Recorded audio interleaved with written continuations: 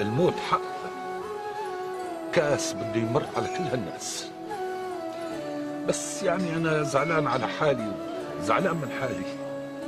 يعني زعلان على حالي لأنه نحن بالموت ما بنكون عم نبكي على الميت. الميت راح لوجه رب، بس نحن اللي بنكون فقدنا شخص عزيز بيترك بحياتنا فراغ ما بيتعبى أبدا، ومنحس بأنه ناقصنا شيء، منبكي لأنه ناقصنا شيء. زعلان من حالي لأنه دائما بعد الموت بكتشف إني ما طلعت منيح بعيون اللي ماتوا. بندم لأني ما قعدت معهم أكثر، ما حكيت معهم أكثر، ما شبعت منهم.